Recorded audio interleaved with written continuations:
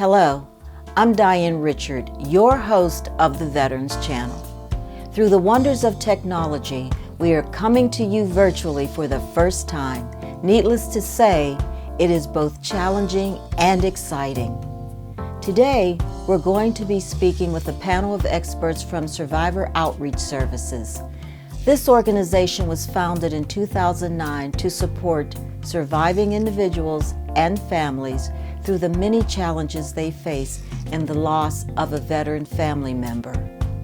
We will also be speaking with Mr. and Mrs. James Fike, who tragically lost their son, Sergeant First Class Robert J. Fike, while serving our country in Zabul Province, Afghanistan.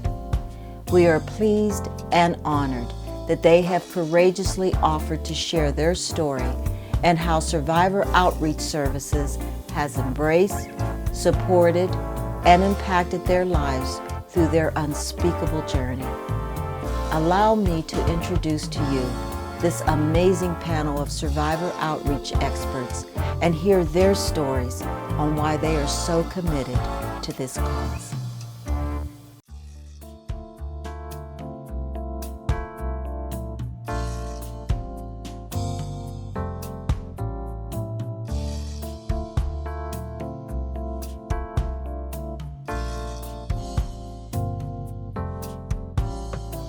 Hello, I'm Diane Richard, your host of the Veterans Channel. Thank you so much for joining us this evening. We are going to be speaking with the Survivor Outreach Services, and I have a panel of some amazing guests who are going to tell you about their services, and I also have a family who has been embraced by these services.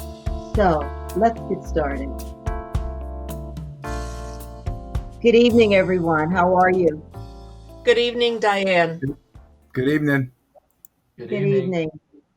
Allow me to introduce my guest to you. Our first panelist is Denise Todero, and Denise is the Survivor Outreach Services Support Coordinator for Western Pennsylvania.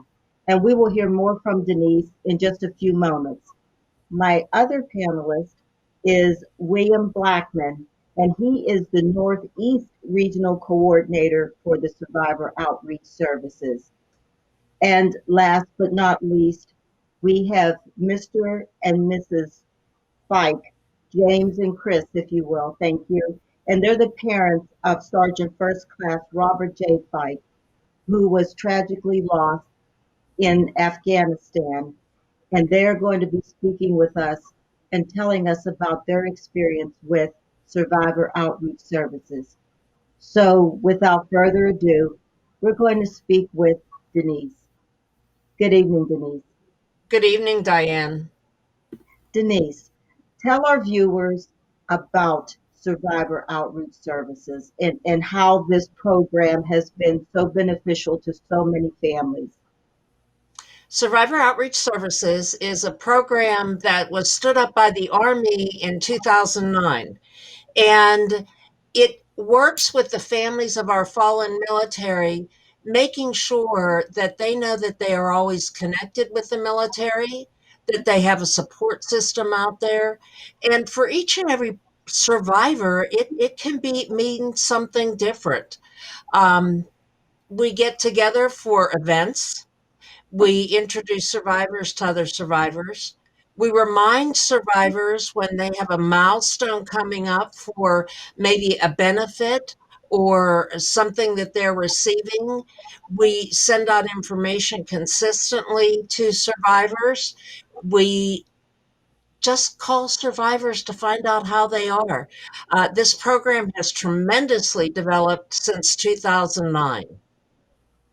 That's excellent.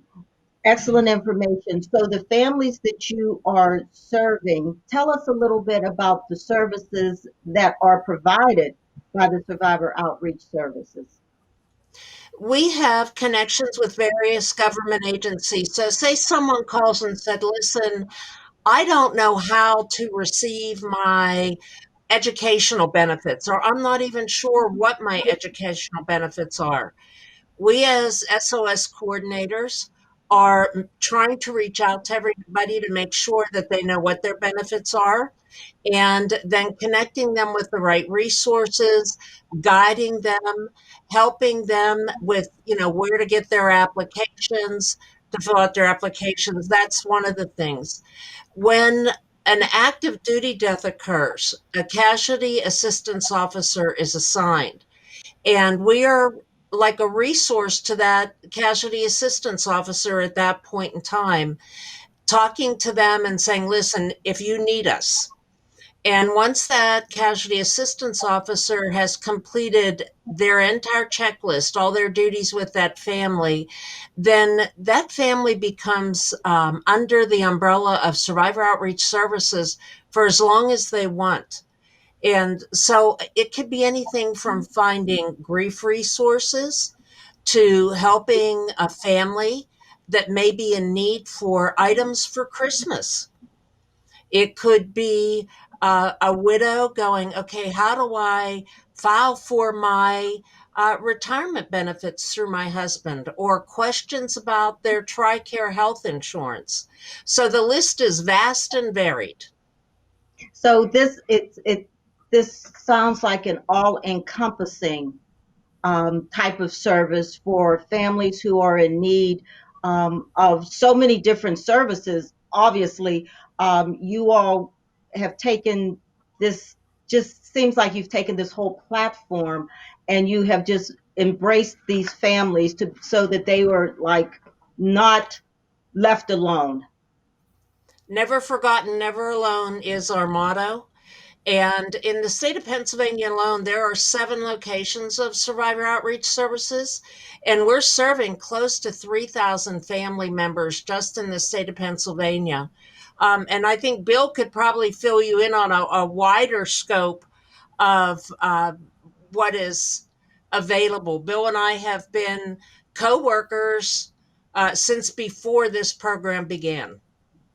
And you're reading my mind. I was just going to jump to William and just to find out his take on this whole survivor outreach services and how what role you play in that. Good evening, Diane. Well, Good evening. as he says, I am the Northeast Regional Coordinator.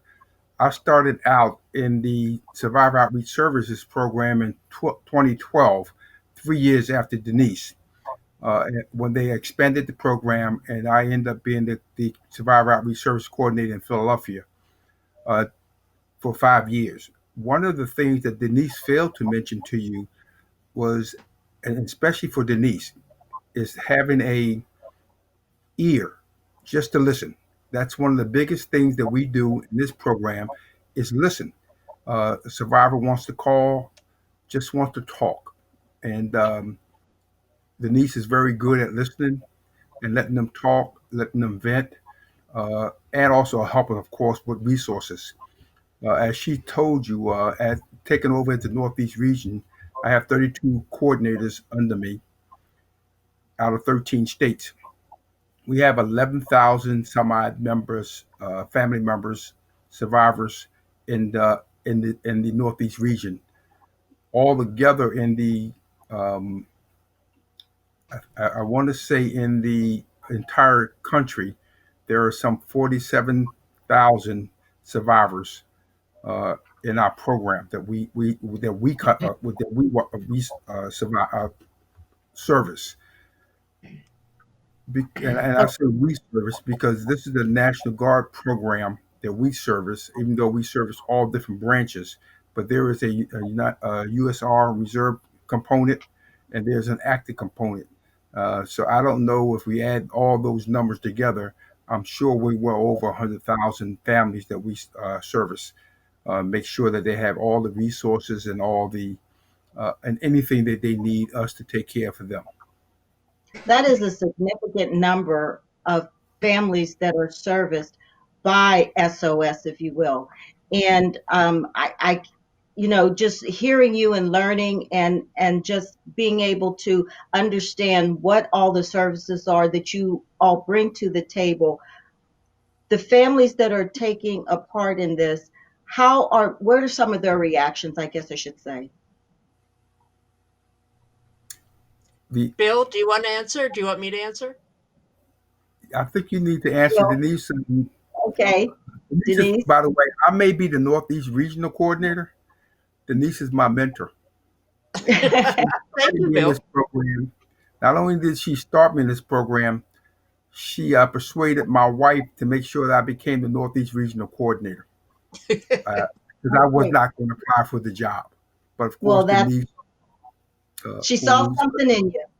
yeah, she's a good friend, very good friend. So, Absolutely. Good, good, You good. know, every family is different and every family's needs are different. And I'll just share with you an experience I had today.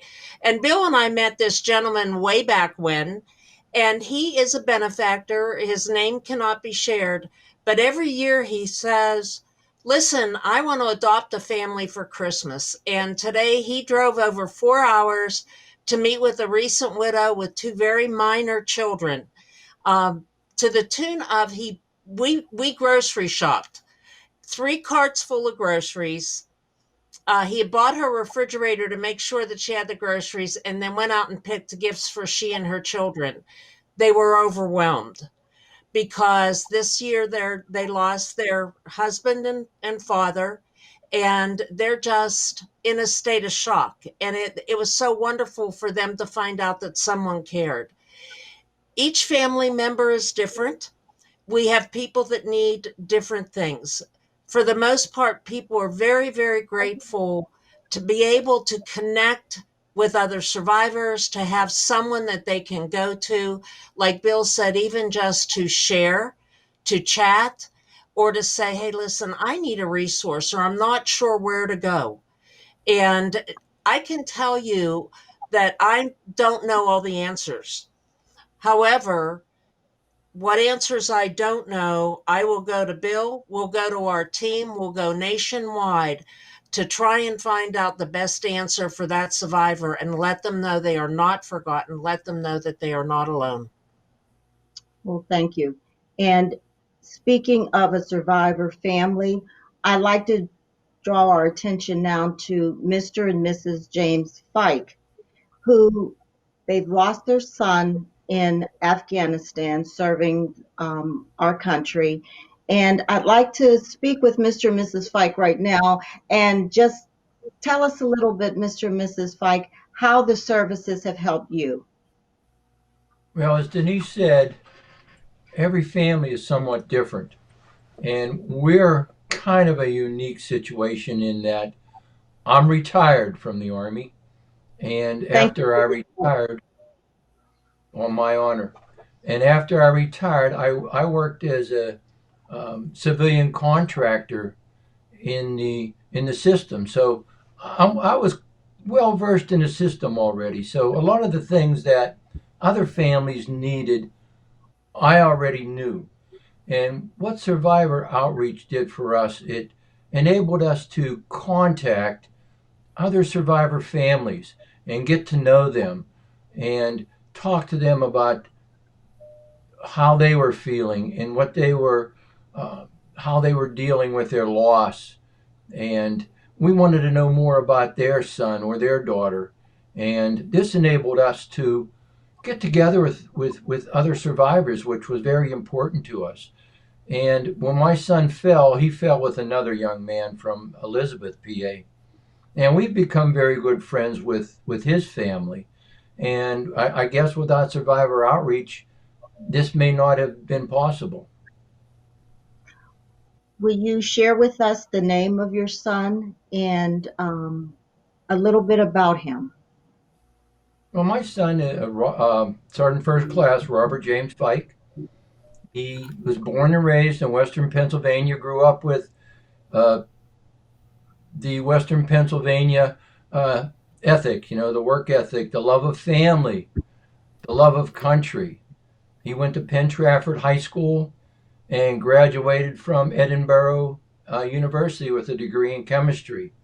And he just loved being in the military. He comes from a military family.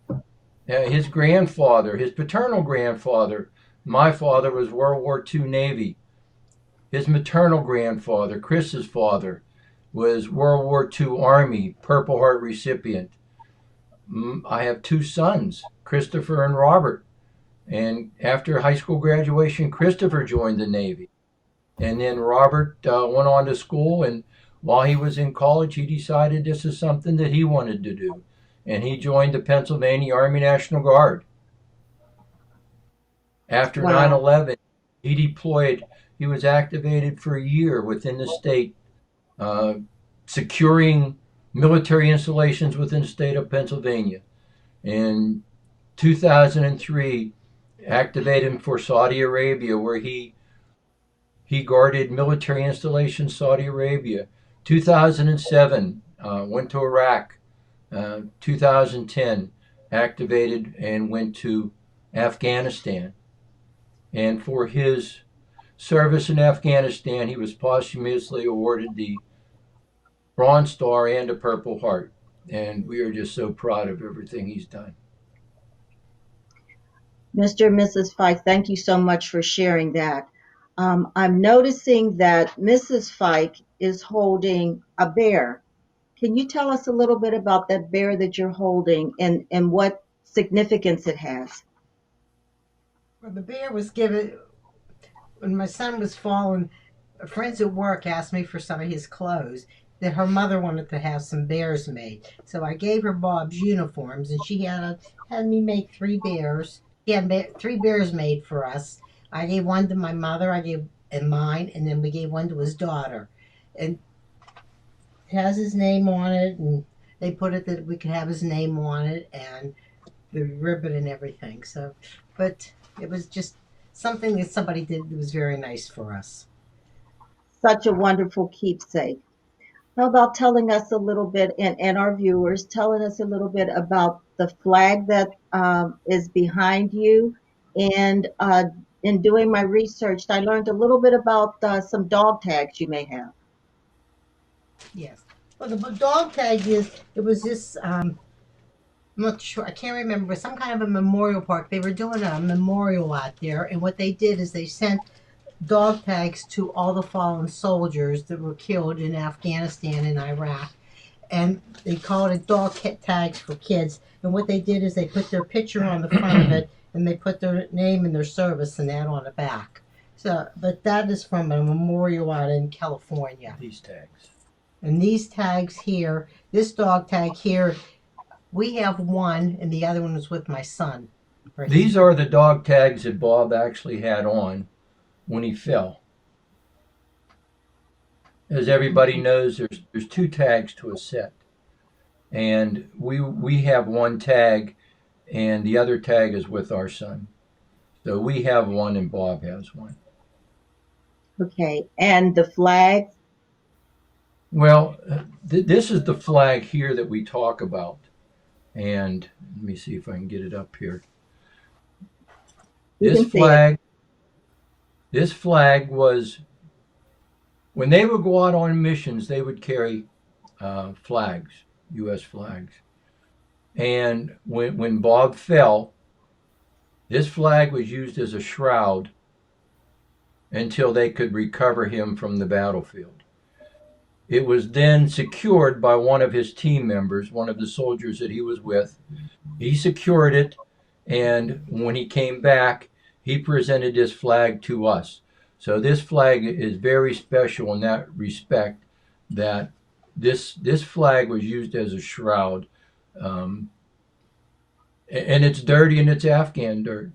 And it's stained, and it's stained with the blood of a fallen soldier, and it's very special. And the flag behind you? Behind me is a blanket that is, and I think our son Christopher gave that to us. Christopher and his wife gave it to us for Christmas. And it's just a collage of photographs with Bob's photo and photographs of him as a civilian, photographs growing up, photographs from Iraq, and some photographs from Afghanistan. No, But again, that's something very special as well. Yes, these are also such special memories. Let me jump back to Bill for a moment, William, and tell us a little bit about the impact that all of this is having on the families. Tell us how you have been able to look at what it has done to the families and be able to make programming around that. Well, I'm gonna probably try to describe it in a different way. I can retire at any given time, but every day in this program, there's something new that keeps me going and keeps me working. When I listen to the families, I read the emails from the other coordinators throughout the states, throughout my region, about what the families say to them, and how they care, and they so happy that somebody cares about them. It continues to make me go on. Um, my wife asks, when am I going to retire? I can never answer that day because I enjoy what I do, taking care of these families. It's the best thing that ever happened to me. I've had a lot of good jobs, but this is one of the best things that ever happened to me, that I can take care of family members who have given the ultimate sacrifice to this country. That means that the only thing that I can do is just that little thing that I can do to keep them going and keep them happy makes my life. I just can't explain how my life is. It's just a rewarding thing in my life right now. To know that our program has impacted them, that they know they have people too that care about them. Um, and it was a program that was long overdue, and I can easily talk about that because I remember my friends that I grew up with who lost their lives during Vietnam. There was no program like this. When they started this program, they brought back those family members also into the program, and so it's just something that it's hard to explain how you feel, but believe me when I tell you, I'm just full of good emotions every day. I wake up, I start early in the morning because I know I'm going to be there to help a family that really deserve everything I can give them because of what they've done for this country. And you are so very much committed to this. I mean, I'm talking to you, and I'm looking at your face, and I'm seeing how much this SOS means to you and the families that you've been able to help. So, kudos to you for that, because that's an amazing feeling to have when you can wake up every morning and feel the best that you can feel because you are helping someone. That's a good feeling. So thank you. You're welcome. And I see we have our two other panelists with us now, and allow me to introduce them. We have with us Mark Grant, who is the program manager for Survivor Outreach Services, and we also have Kevin Herzinger, who is the deputy program manager for Survivor Outreach Services. Good evening, gentlemen. Thank you very much for joining us. Thank you. Let's start with Mark. Mark, tell us a little bit about your role with the Survivor Outreach Services and your commitment to it. Well, after 30 years being in the Air Force, I really wanted to stay associated with the military. I wanted to give back. This country's given a lot to us, and I had a first sergeant once say that we can never give too much. We can never give too much. And with survivors, with losing friends in Iraq and Afghanistan, I think it's imperative that after I retired, I wanted to do something that was meaningful to the families. And Survive Outreach Services was very new when I retired. And it was a way to immediately give back to the families of the fallen. I started working in the state of Kentucky as a state coordinator, and we have several events here that the survivors have attended over the years. You know, a big event at Churchill Downs allows us to meet upwards of 800 to 1,000 survivors every year. We do a cookout. My family has a cookout down on our farm in southern Kentucky, and we invite survivors from Fort Campbell, Fort Knox, Indiana, Tennessee, and it's our chance to get to meet them and personally thank them for their sacrifice, because I just don't think most people understand the sacrifice that families have to make on top of what the service member makes by staying behind, having to keep the families going, the household. So losing a service member and then having no one there, I think the Army created a program that is second to none.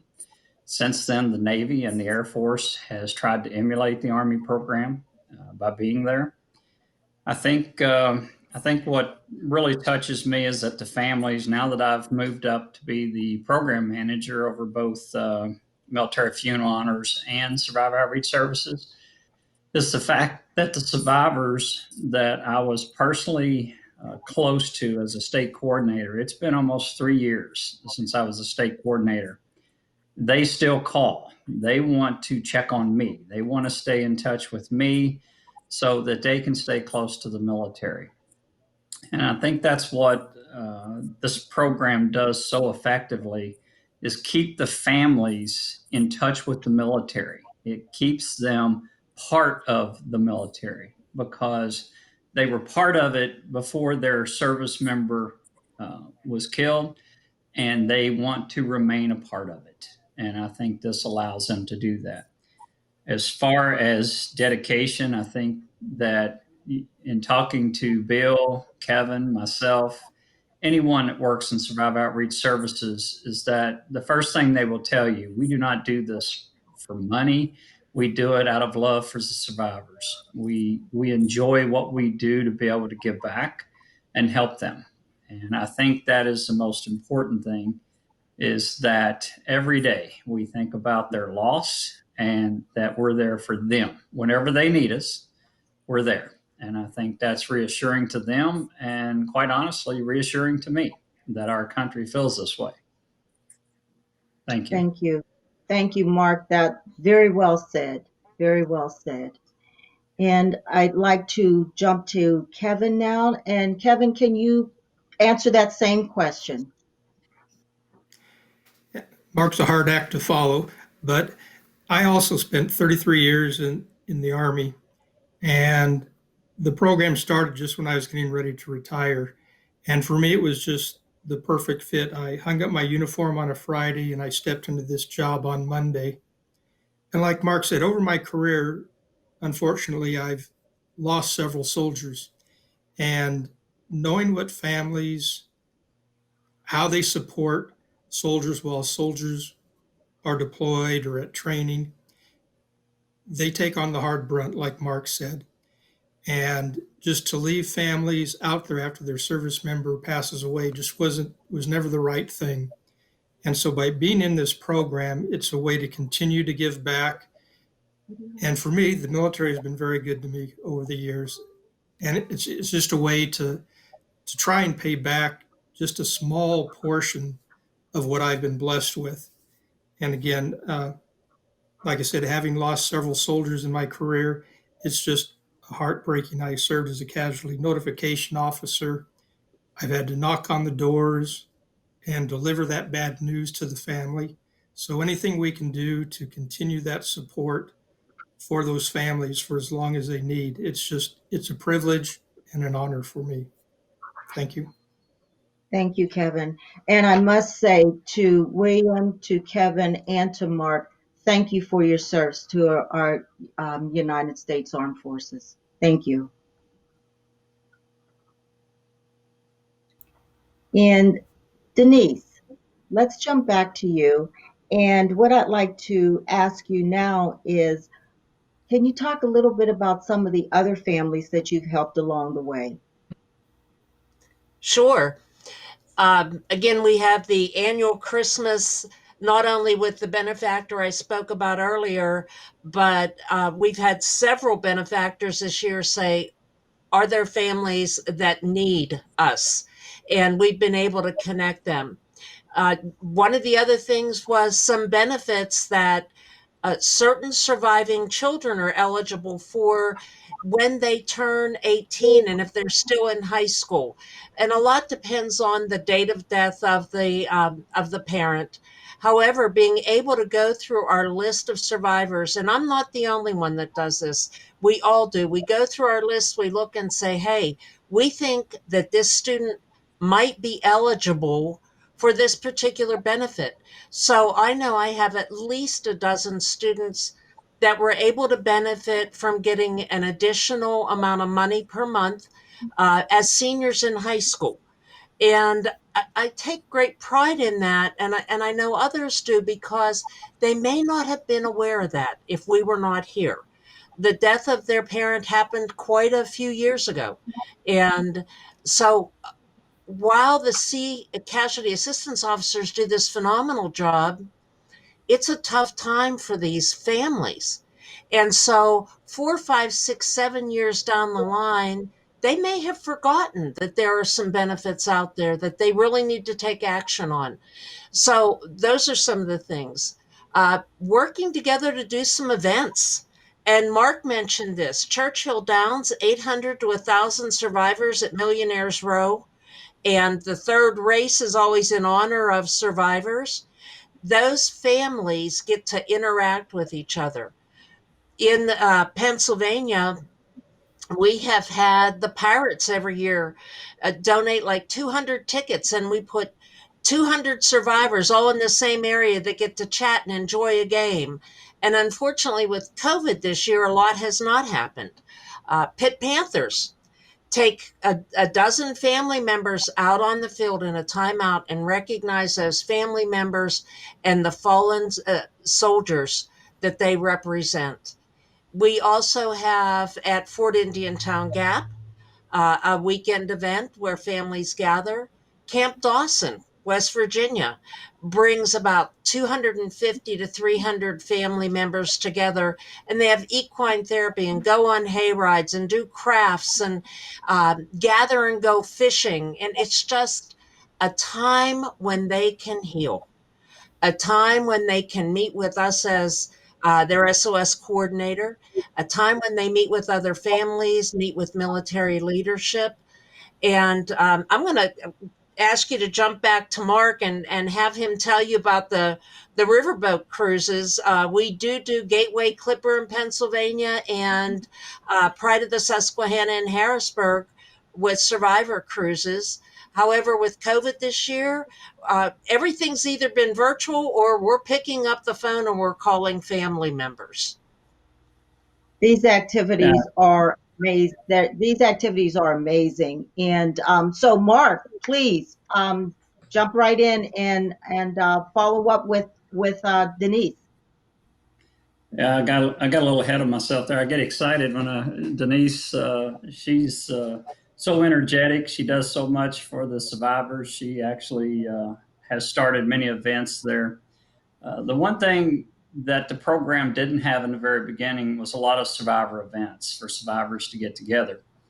The riverboat cruise that she mentioned, there was actually going to be a national event this past summer, but because of COVID, it couldn't happen, where all the riverboat captains from Washington State all the way down to Florida was going to put on a one-day national riverboat for surviving families. There was going to be hundreds of families involved, and it was going to be a free day for the families, free food, and that way everyone across the country would see that the survivors are there, they exist, they still need us to remember them and to do things for them. That way they can get together. I don't care if it's 100 people down on my farm that are survivors. I don't care if it's 20 people gathering. I think it's important for those families to be with one another because let's face it,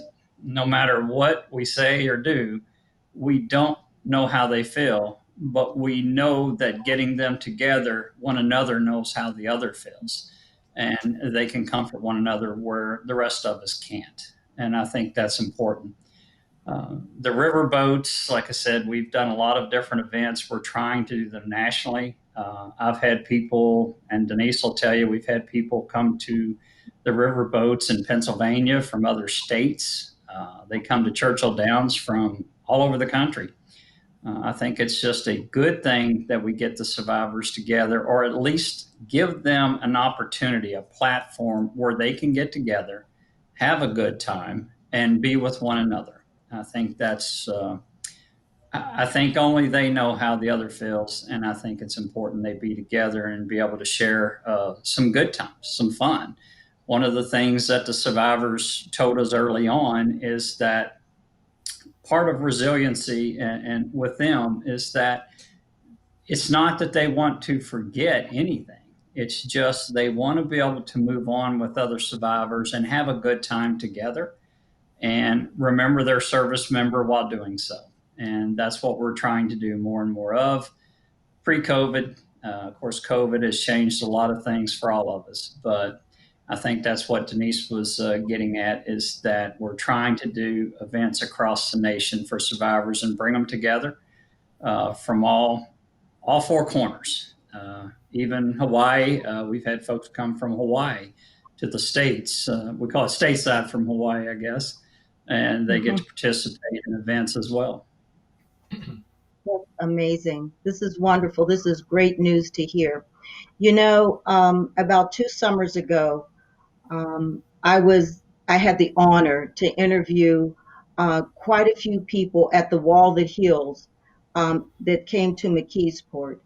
And I'm sure that you know that this was a replica of the wall that's in Washington, D.C., and it has all of the fallen on this wall.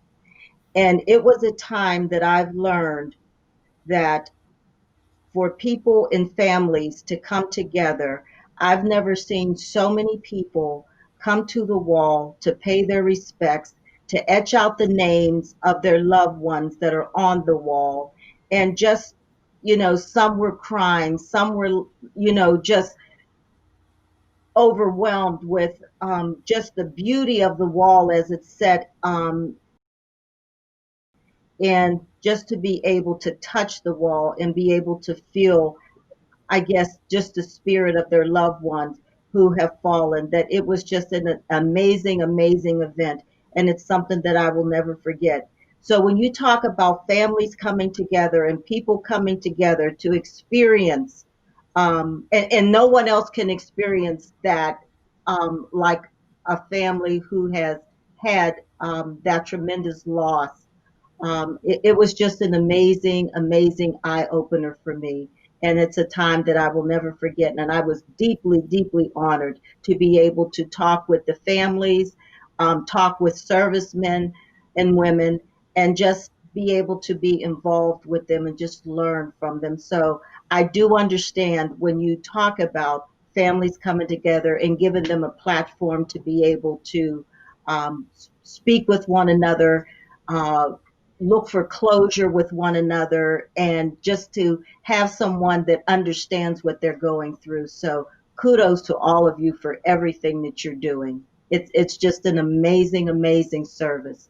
And thank you so much. So we'll move on to, before I want to go back to Denise in a moment, but I want to move to Mr. and Mrs. Fike. And I'd like for you to tell our viewers the impact that the service has had for you as far as bringing you together with a lot of other families and what you've learned from those other families. And has it, in your speaking with them, have you helped them to heal as well? Well, I would hope that when we talk to the other families that we are beneficial to each other. I know that by me speaking with them, it helps me. And I'm hoping that it's the same as they speak to us. And again, I think that one of the biggest thing that the survivor outreach has done is put us in contact with these others. Again, being retired military myself, I know the way around the system, but it was just a matter of meeting other people and enabling us to get together. It's just so beneficial, and again, I hope it's beneficial for both of us. And some of the events that they put together, they're just wonderful. We love it. And Denise talks about the Pitt Panther games and the Pittsburgh Pirate games. And I know earlier, Diane, I told you about the Pitt games, how they actually take you down to the field and they introduce you as a survivor family, but they introduce your fallen soldier. And that helps to keep that soldier's memory alive with the people in the stands that just applaud and your name and your picture go right up on the big screen. And I get text. I'm on the field. I'll get a text from people I know that are in the stands saying, "Hey, we're thinking about you at this time." And so many of the other things that the Survivor Outreach does, it's just amazing. Well, it sounds amazing, and the feeling that I'm sure that you get from the fans in the stands, and for those in the stands that know you and are able to help you through this, it has to be an amazing feeling because the journey is not easy. No, the journey isn't easy, and Survivor Outreach generally they really help to smooth the transition. And again, it just helps us to meet the other surviving families, people that live on the other side of the state that we get together with once or twice a year and do a function at Fort Indian Town Gap because they have all the facilities out there, and we just have such a great time. Uh, the was it 2 years ago when they did it in conjunction with the the the fallen soldier ruck march out there, and just so many people come up to you and, hey, we remember your son. And every time we go somewhere, we hear new stories. Every time we go somewhere, we learn something new. Awesome. That is just amazing. It's just amazing that how everyone embraces one another through their particular journeys, and it's just seems like one great big family. It's just amazing. William, I'd like to jump back to you for just a moment, and you talked a little about the being that this started in 2009. You talked a little about the fallen soldier families who were prior to 2009. Could you reiterate that again for our viewers so that they understand that it just because it's 2009, anything any soldiers that have fallen and their families need assistance can get assistance from the Survivor Outreach Services, even though it was prior 2009. Yes, that is absolutely correct. Prior to 2009, prior to the CNO CAO program, the Casualty Notification Officer and Casualty Assistant Officer, I can jump back to the Vietnam time because that's when I started my service, and that's when I lost a lot of my friends. And I know during that time when the family members were lost during that time, the way the families were notified about their death was by, unfortunately, taxi cab service. There was no program out there.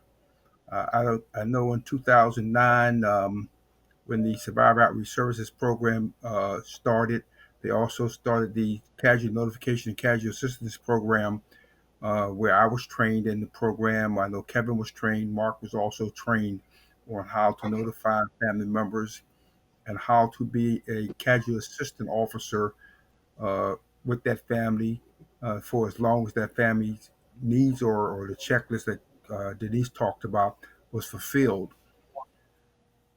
But the program is there, and we don't turn away any survivor. whether it's the Vietnam time, whether it's World War II time. If they come in and need some assistance, then we start our job and try to find what resources that we can to help them, contacting the VA, making sure that their VA benefits are, the survivor VA benefits are activated, uh, DFAST to make sure that they are receiving the survivor's pension or whatever resources they need, up to including they still may need some bereavement counseling. We go start working and get resources to help them with that resource counseling. But it's just not about 9/11. It's about survivors, military survivors from whatever era. It's about us taking care of them. Good. Thank you. Thank you for that clarification so that all of our viewers know that anyone can come. Any family member that has a fallen member of their family in the armed services can come to Survivor Outreach Services for all of the special services that you have for them. I'd like to jump to Kevin. Kevin, as the Deputy Program Manager, can you tell us how the programs are formed with Survivor Outreach Services? How do you know which services are going to be needed and how the whole agenda is planned out? Within our program, we have 2 trainers with our program, and everybody who comes into the program goes through training for the first few months after they join us. And during that time, we will give them the information they need so they can, go forward and help survivors. But so many benefits depend on duty status and different things that happen within the soldier's career, that we have flow charts that our coordinators have. So if it's an active duty soldier, we know what benefits they qualify for. A National Guard soldier, for example, may not be on duty when they pass away, but there are still benefits that they can qualify for. So we have a very robust training program, so our survivors are provided every opportunity for benefits that they have. Okay, good to know. Thank you. Thank you for sharing that. Let's jump back to Denise. Denise, share with us the families that that Survivor Outreach Services have serviced thus far. Can you tell us approximately how many families that has been during your purview, and I'm sure it's like thousands, and how you just continue to keep moving forward with this program? That's a big question. I have right now approximately 500 survivors in my 7-county area, and that represents about 300 family units. And people have moved, and people have moved into my area and moved out. I would like to jump back a little bit to the question you had before for me, because I've had a moment to think. But some of the things that we have done for these families, in particular, and Kevin brought up about a National Guard soldier, but we have been able to look in depth and find out, duty status, time of death, and was it a line of duty, and a variety of other things. And we've actually had some people that have been told, no, there's nothing out there for you, and they've come to Survivor Outreach, and we start reaching out to our various entities, various resources, and we find out that yes, there may be something there, and we guide these people to the right application process. And we've had many success stories where they have a benefit that they never thought they would have. I've personally received phone calls from American Legions and people in the community going, could you talk to this spouse, this widow, and find out that she was eligible because of the service of her deceased husband, and at a certain age was eligible to have TRICARE medical insurance, and she never knew it and was financially in a bind paying for an addition to Medicare when she was able to use TRICARE. We've had several of those. We've had several cases where the service member had been med boarded out of the military and died of a condition that was directly related to military service. And I was called by one of our VA reps to go assist the family, and was able to assist that family in getting benefits. So I've been in contact, as you're correct, probably with thousands. Right now, because our state got so big, we added more folks. So my territory, which was closer to 650, 700, is down to about the 500 range now. Wow, that is amazing. You are a very busy lady. Very busy lady. And as all of you, I mean, you have done an amazing job. I have not heard of Survivor Outreach Services until you all appeared at Heinz Field, and it was just amazing. And for you all to do all that you do for the families of the fallen it's just amazing. And I'm so glad that I had the opportunity to interview each of you and Mr. and Mrs. Fike to tell your story, because there are so many people out there that don't know the services that you have to offer and are sort of stuck on that hamster wheel because they don't know which way to turn. So they keep going in circles because they don't know to whom they can call or what information they can find out to help them. So I just think it's wonderful that every one of you are a part of Survivor Outreach Services, and that people can come to you and believe in you and know that they'll be helped. So, with that, I'd like to ask Mark, can I have some parting words from you? Yes, ma'am. I think it's important to remember that all of this is being accomplished around the world, Europe, in the United States, Guam. We have survivors all around the world, and we only have 198 SOS coordinators. And when you think about that, and you think about Denise taking care of over 500 survivors, some folks have more survivors, but it's pretty amazing when you think of such a small nucleus of people. Like I said, 198 survivor outreach service coordinators that is accomplishing all of this and doing it for survivors. I think that we need to remember that it's so few that's getting this done for the families, and applaud people like Denise and other SOS coordinators out there for giving their heart and soul. Denise she'll send a picture of where she's actually licking stamps and envelopes to mail out to her survivors. But it's like that across the country. Our coordinators are going out of their way to make sure, because they do it from the heart. And I think that's important to remember. The survivors have sacrificed so much. And I think the way the coordinators look at it, the whole 198 of the SOS coordinators, is that there's no way they can give more than what the survivors have already sacrificed. Amen. And as you said, a small nucleus, but it's a mighty nucleus. And we thank you for that. Kevin, can you share some parting words? Yeah, like we've all said, that the people who come into this job feel a tremendous pride in what they do and to work with these survivors. It's a real honor to work with them. And some of the things that, Denise didn't add is when some of these people come into our offices, there may be benefits that they've forgotten.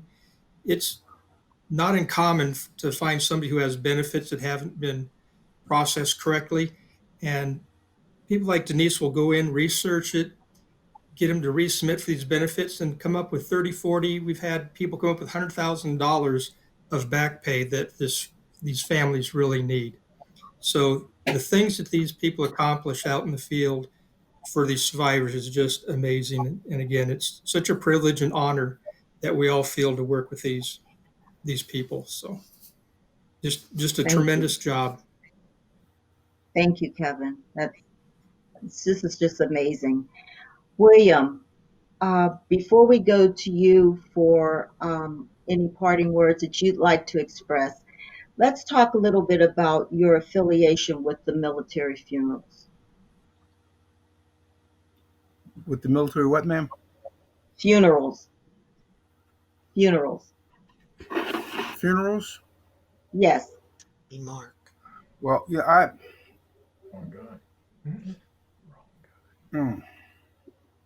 I've attended quite a few military funerals. As a first sergeant, I lost service members, whether it was on the just regular death or whether it was on active duty time. So I have attended quite a few service members' funerals.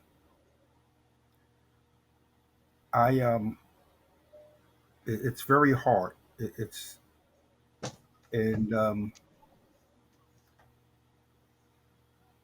I have a real tough time dealing with military funerals, especially when I've lost a lot of good friends. Those service members who I've lost were not just soldiers; they were family. In the Guard, we really become family members. Um, so it's been very hard. And when I've always go back to when I became the first sergeant of my unit. The second day as a first sergeant, I got a call from the state police of a service member who passed away, and they gave them the name of the service member because they couldn't track down the family of the service member. They just knew he was in the service, and it was one of my servicemen, one of my sergeants. Um, and that's been a hard time. I think about that quite often. I'm still in touch with his family. I lost a supply sergeant right before they went over to Iraq with the 56th Striker Brigade.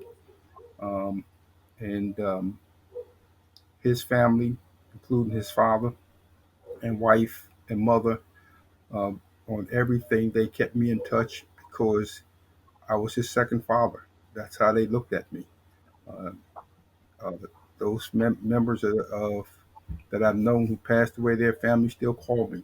I'm not the coordinator, and they have a very good coordinator, but they still call me because I'm their family. That's just how I feel, and it's just tough. Funerals are tough, um, and when you think of them as family, it's even tougher. So, uh, but I respect the surviving families like Mr. Fike and his wife. Uh, it's just amazing. They're amazing people. They're just resilient. They just come back and they keep on moving. But it's got to be tough on them. I know how tough it is on me, and that's not my child. So I just salute them. It's just amazing. Amazing. They're amazing folks. Family members are amazing. That's how I can look at it. That's all I can tell you, ma'am. Your commitment to this and your empathy as you speak speaks volumes. And I asked you that question because I want our viewers to recognize the fact that this is not just a service, it is a family. And for anyone who needs the service of Survivor Outreach Services, you and Kevin and Mark and Denise and even the Fikes are an example of what they can look forward to getting, because it's not just a service, but you all are a family. And that's how people like to be treated as a family. And that speaks volumes. Speaks volumes across everything. It speaks volumes. So, Mr. and Mrs. Fike, are there any parting words for you? Yes, Denise, we thank you for having us, and we thank you for shining a light on Survivor Outreach Services. Because of Survivor Outreach Services and program like yours, our fallen will not be forgotten, and that's very important to me. That these young men and women remain alive in our hearts and in our minds. And thank you. It's been my pleasure, my honor, sir. And my condolences to the loss of your son. Thank you. And I'd like to just jump back to Denise. And Denise, how about some parting words from you? As Mark and Kevin and Bill all spoke, this isn't a job, it's a calling. And each and every one of us are here to serve, and we're honored to serve, because no matter how much we give, it cannot compare in the least to what our survivors have given and the sacrifice they've given. So we thank you for bringing the awareness to this. I'm thankful each and every day and blessed each and every day by my relationships with my survivors and my coworkers and my supervisors. So, Diane, thank you again for bringing light to this and sharing this. Chris and Jim, you're wonderful. I love you. And Thank we'll you, be getting Denise. together soon. Thank you. Thank you for watching, and if you would like to know more about Survivor Outreach Services, contact Denise Todero, Survivor Outreach Coordinator, at 814-533-2481. Special thanks to J&D Waterproofing, Cannonsburg, PA, 724-746-8870. This program will also air daily on the Veterans Channel, hosted by Diane Richard, VTVN TV Pittsburgh, and the Veterans Channel on Facebook. Once again, thanks for watching.